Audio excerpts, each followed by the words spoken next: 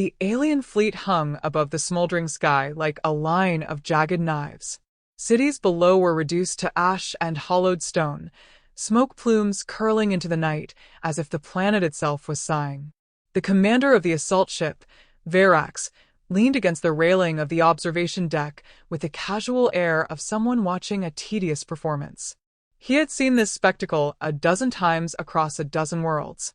Another species burned, another colony folded, another line entered into the Empire's record of unquestioned dominance. The humans, he thought, were disappointing. Their ships were frail, their weapons primitive, and their defenses collapsed with the inevitability of paper before flame. Yet they screamed, endlessly, almost artfully. Every corridor filled with captured survivors echoed with cries, curses, and sometimes silence, so sharp it unsettled even veteran soldiers. Verax waved away the thought. They were livestock that made too much noise. On the surface, soldiers in bone-white armor marched the captured humans through a fortified checkpoint. A towering gate scanner pulsed with dull light, its arch humming as each prisoner passed through. Most registered as unremarkable, their data scrolling lazily across alien consoles. Weak cardiovascular systems, primitive immune responses, genetic instability. The soldiers grew bored. The scan was routine, meant to confirm that no forbidden anomalies slipped through. Among the prisoners shuffled a man who did not fit the mold of despair. His wrists were bound, his face streaked with soot, his clothes torn, but his eyes were sharp, searching, even calm.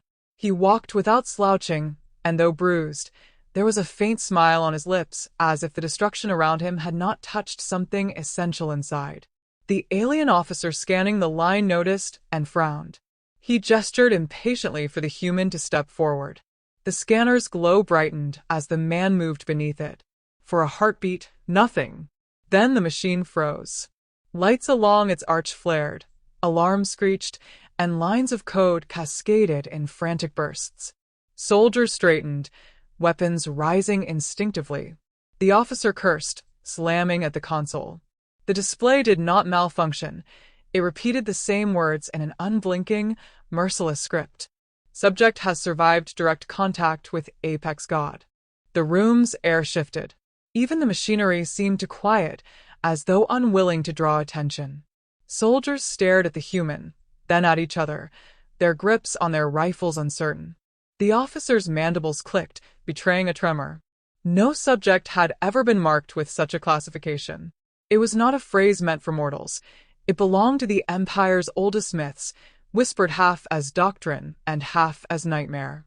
The apex gods were said to be forces so absolute that to meet them was to dissolve into dust, soul and body erased in a single instant.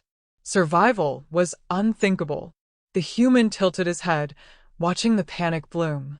His smile widened just slightly, more amused than triumphant. Guess he wasn't all that, he murmured in accented but clear alien speech, his voice low enough to chill without shouting. The words slashed deeper than any scream. Verax was informed within moments. The commander strode into the checkpoint, cloak trailing behind him, expression carefully composed into disdain. He demanded the console logs and scanned them himself. His eyes narrowed at the phrase stamped across the readout. "This is an error," he declared, though his voice lacked its usual weight. "Machines falter. Records corrupt. It means nothing." Yet his soldiers did not relax. Some stepped back as though the prisoner carried contagion. A few, younger and less hardened, lowered their weapons entirely. Whispers spread. God touched, chosen, immortal. The man remained silent, his gaze steady on Verax. That silence was worse than defiance. It was patience, as if he had already seen this play and knew how it ended. The commander felt a crack of unease, a sensation foreign and unwelcome. He drowned it quickly beneath sarcasm. "You survived contact with a god, did you?" Verax sneered, circling him. "Tell me, human, did he bow before you as well?" The prisoner did not blink. "No. He just failed to kill me. That was enough." The words landed like a hammer. Verax turned sharply, ordering the room cleared. His command voice carried steel again, but too much haste betrayed him. Soldiers hesitated before obeying, their gazes lingering on the human as if unwilling to look away.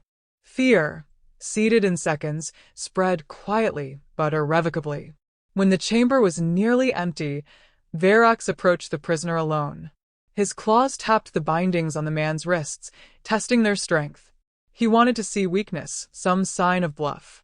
Instead, he saw steady breath and calm defiance. It infuriated him. "You are no godslayer," he said, though softer now, as if arguing with himself. "Just flesh destined to rot like the rest of your kind." The man leaned forward slightly. His eyes, lit by the scanner's glow, seemed older than his face. "If I am only flesh," he said, "why does your empire tremble at what the machine recorded?" Verax had no answer. His mouth opened, but nothing came. The alarm still echoed faintly, the phrase still pulsed across the console. He killed the display with a swipe, but the words remained burned in memory. Outside, the line of prisoners watched in silence as soldiers reassembled their composure, though the cracks were visible. The story was already spreading in hushed tones. Some claimed the human was cursed, others that he was a weapon disguised as a man. The truth mattered less than the fear it carried. As the prisoner was dragged away, he glanced once over his shoulder. His expression was unreadable, a mixture of defiance, sorrow, and something close to pity. Verax felt that look more deeply than he wanted. It was not the gaze of prey before a predator, it was the opposite. That night, in the command chamber above the ruined planet, Verax found himself replaying the words. Survived direct contact. Apex God. He tried to laugh at the absurdity, but the sound died in his throat. For the first time in years of conquest, he wondered if he had not marched into someone else's trap. The firestorm outside dimmed to embers, but unease lingered heavier than smoke. The Empire had crushed countless species without consequence. But this was different. Something ancient had shifted, and a single human had carried that revelation through a scanner's hum. And deep within the silence, Verax realized with a shiver that his boredom had ended. The war was no longer routine. It had just begun. The prisoner sat in a dim interrogation cell, the walls humming with the quiet pulse of containment fields. His wrists were still bound, but the posture of his body betrayed no submission. He leaned back against the chair as though the room belonged to him, as though the Empire's might pressing in from every wall was just background noise. Across the table, Verax watched him with a glare that had broken countless enemies before. This man did not break. His calm was not arrogance, it was worse. It was certainty. "You will explain the scan," Verax said, voice clipped, each word deliberate. "What trick did you weave into our machine?" The human studied him for a moment, then exhaled as though disappointed. "I didn't trick anything. Your machine saw what it wasn't supposed to. That's not my fault." The commander's jaw tightened. He had intended to unnerve the prisoner, but instead found himself pulled into the rhythm of the man's measured speech. There was weight in the words, not because they were loud, but because they carried no hesitation. "You expect me to believe," Verax pressed, "that you faced one of the apex gods and lived?" "I don't expect you to believe anything," the human replied, eyes narrowing. "Belief is for those who can't stand the truth." "You asked." I answered. The silence that followed was a battlefield in itself. Verax's claws tapped the table, but the sound failed to drown the thought gnawing in his skull. What if the machine was not wrong? What if this man had indeed endured what no mortal should? The Empire had grown on conquest, not faith, but myths were dangerous when they breathed. Verax changed his tactic. He leaned in, lowering his tone. "Your colonies are ash. Your fleet scatter like insects. Why resist with such futility?" For the first time, the human smiled. It was faint, but it cut deeper than any shout. "You think those colonies mattered? You really don't understand, do you?" He shifted in his chair, voice steady, patient. "Every outpost you've burned, every world you've pillaged, none of them were vital. They were meant to fall." The commander froze. "You dare claim sacrifice was intentional?" They were decoys, the man said. His eyes gleamed as though he was peeling back a curtain only he knew existed. Every loss you think you inflicted on us was planned. Every scream you heard was bait. We learned how you move, how you fight, how you think. You haven't been conquering us. You've been tested. The words struck harder than any weapon. Verax's mind reeled. The Empire had recorded every raid as a victory, every massacre as proof of superiority. To hear it reframed as data in a human strategy made his stomach knot. He forced a laugh, sharp and dismissive, though the edges of his voice frayed. Lies, he spat.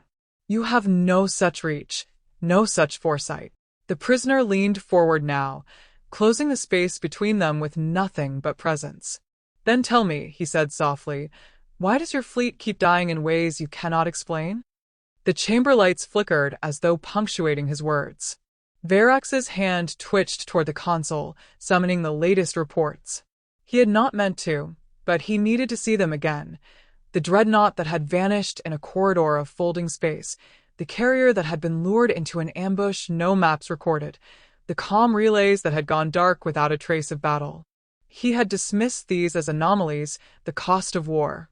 Now, framed by this prisoner's calm, they looked like threads in a net tightening around him. You're bluffing, Verax said again, weaker now. The human's gaze hardened. You're starting to realize the bluff was yours. You thought you held power. You thought we were prey. But all you've done is step where we wanted you. A ripple of unease spread in Verax's chest, but he masked it with anger. He slammed a claw against the table. Enough. You are one man, bound and caged. You have nothing. The human did not flinch. I have patience. That's more than you'll ever understand. Before Verax could reply, the chamber shuddered. A distant alarm howled through the station, its pitch sharp, urgent. The commander shot to his feet, activating the feed on the wall. The view showed a section of orbit around the planet, once calm, now erupting with sudden violence. Alien warships blinked into chaos as wormhole rifts split open around them. Small, angular vessels, human in design, slid from the tears in space, striking with precision. Verax's mouth went dry. These were not grand fleets. They were scalpel cuts, surgical, exact, each strike collapsing a vital node of the Empire's formation. Impossible, he muttered. We mapped their technology. They couldn't. He stopped. He didn't want to finish the thought. The prisoner's voice carried through the din, calm as ever. You wanted submission. Instead, you got a lesson. We don't fight to impress. We fight to end what threatens us. Verax turned sharply, eyes narrowing. You're saying this is all coordinated? That Earth itself orchestrated this. The human smile was colder this time, stripped of humor. Earth has been waiting. You woke something you should have let sleep. The commander stared at the feed again. Ships dissolved into fire. Chatter filled his comms. Fearful, disorganized, unlike the disciplined war machine he commanded. He felt the shift in his soldiers, the way panic hollowed their voices. The unshakable aura of dominance cracked. And as he looked back at the prisoner, Verax knew he was staring not at a man bound in chains, but at the herald of a storm the Empire had been too arrogant to anticipate. The human leaned back once more, his tone quieter now, but heavier than before. You've mistaken restraint for weakness. That mistake ends tonight. The alarms continued to scream, echoing down the corridors. Verax realized the interrogation was over, not because he ended it, but because the human already had. The balance of the war had shifted, and though the room remained small and dim, the weight of an empire's fate pressed against its walls. The commander straightened, forcing his voice to steadiness. If your kind truly planned this, then you've just declared war on forces beyond your imagining. The human's eyes locked on his. No, he said. You declared it the moment you touched Earth. We're simply answering. The words lingered, final yet unfinished, like a door opening to a storm waiting on the other side. Verax felt the gravity of it, the sense that nothing would ever return to the simplicity of conquest. The war had taken a shape he did not recognize, and the man before him, still bound, still calm, was no longer just a prisoner. He was the embodiment of a truth the Empire had been too blind to see. Humanity had been ready. The council chamber glowed with crystalline light, its vaulted ceiling etched with symbols of victories stretching back thousands of years. Verax stood at the center of the circular hall, flanked by towering admirals and advisors whose robes shimmered with the authority of the Empire. He had delivered victories here before, presented conquered worlds with confidence. But tonight his words felt like fragile glass against stone. "They are not prey," he said, his voice carrying more steel than certainty. "The humans are different. Every world they let fall was bait.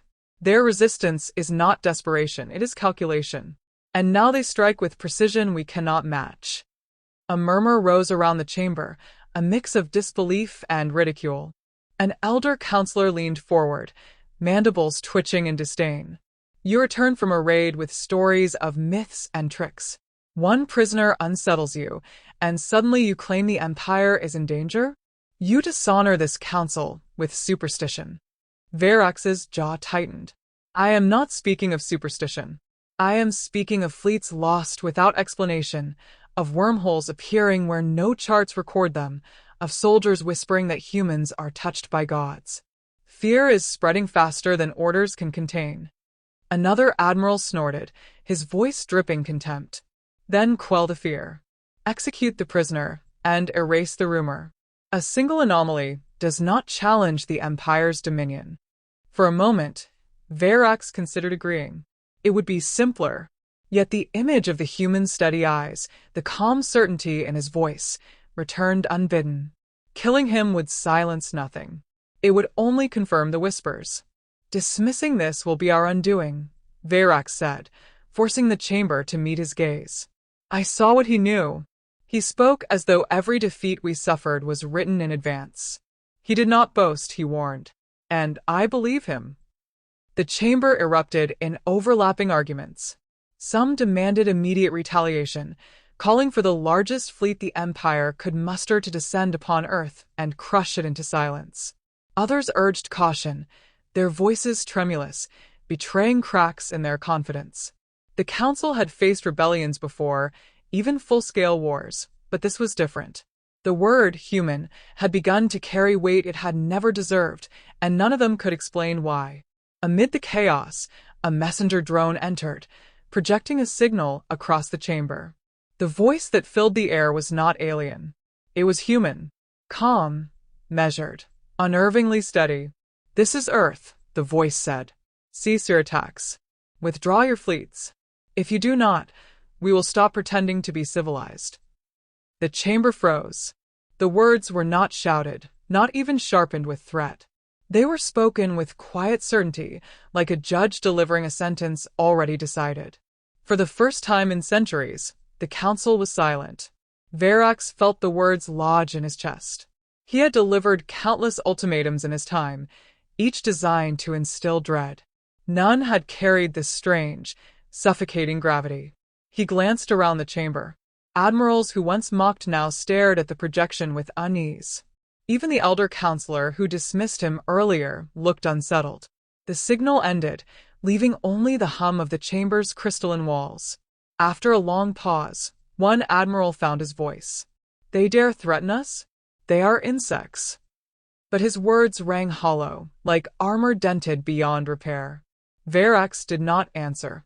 His mind replayed the prisoner's warning, the calm smile, the unshakable patience. This was no bluff. Humanity had chosen its moment, and the Empire had walked blindly into its jaws. The decision was made regardless of debate. Orders were issued. The Grand Fleet would gather, larger than any ever assembled, and descend upon Earth to prove once and for all that humanity was dust against a storm. When Verax returned to his flagship, the sky around him was alive with preparation.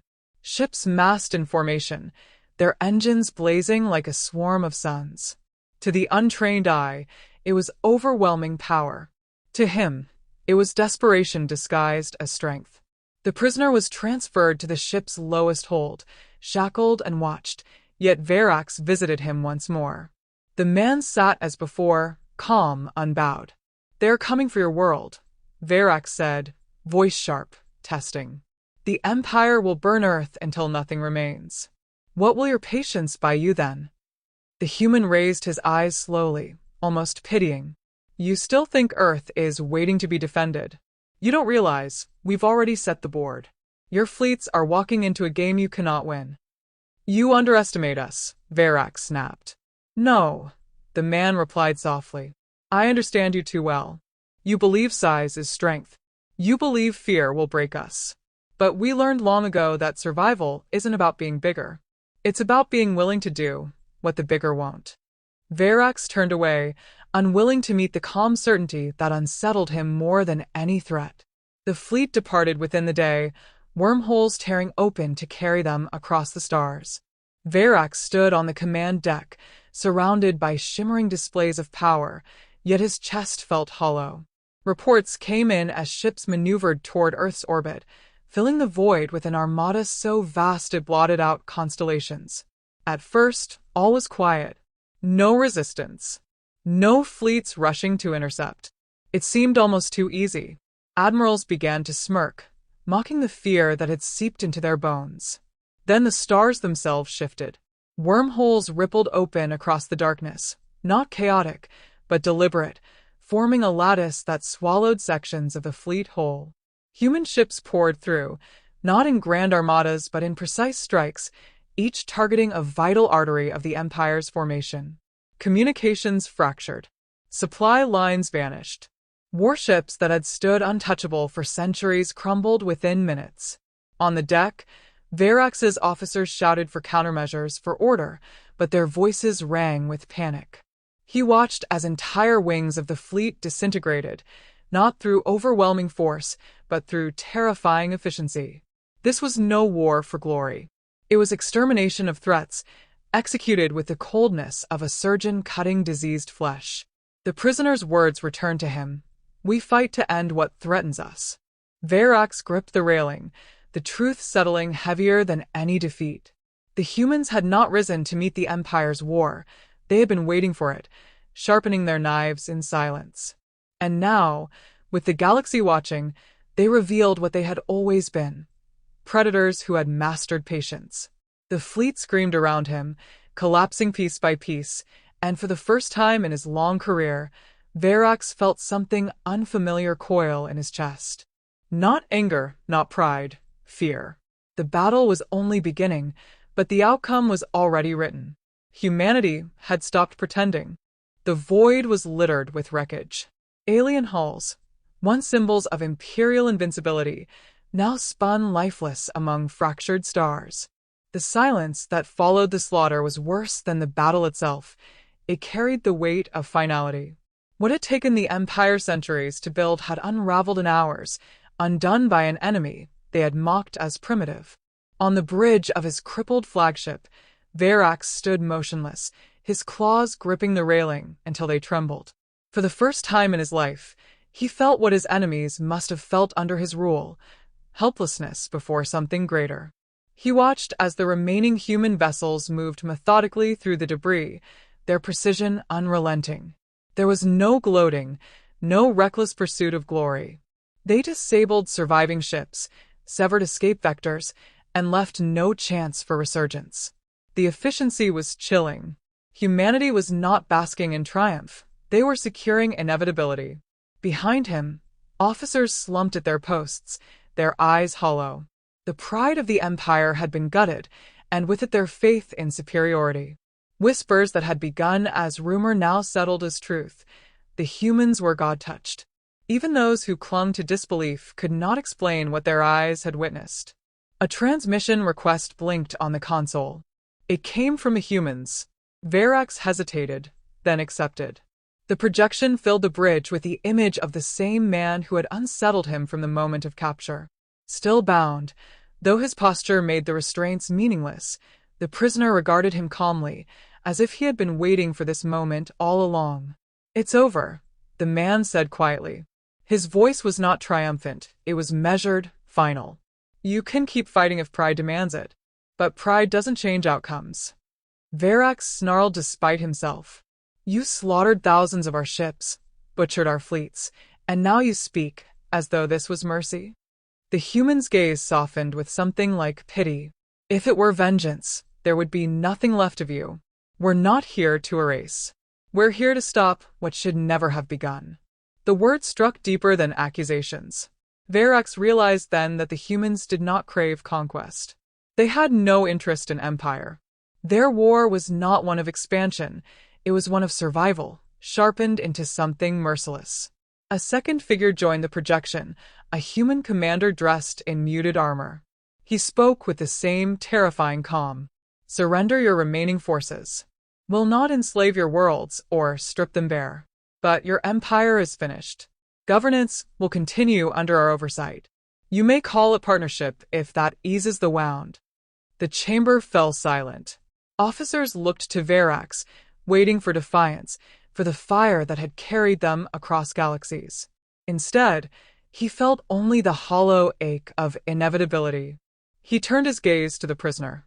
The man who had endured the scanner, who had survived what even myth said could not be survived, met his eyes without malice. It was worse than hate. It was judgment without cruelty, dominance without violence. Why me? Verax asked, his voice lower than he intended. Why spare me when so much else is gone? The prisoner answered without hesitation. Because someone must carry the memory of this moment. Someone who can tell the truth of what happened. Not as myth, but as warning.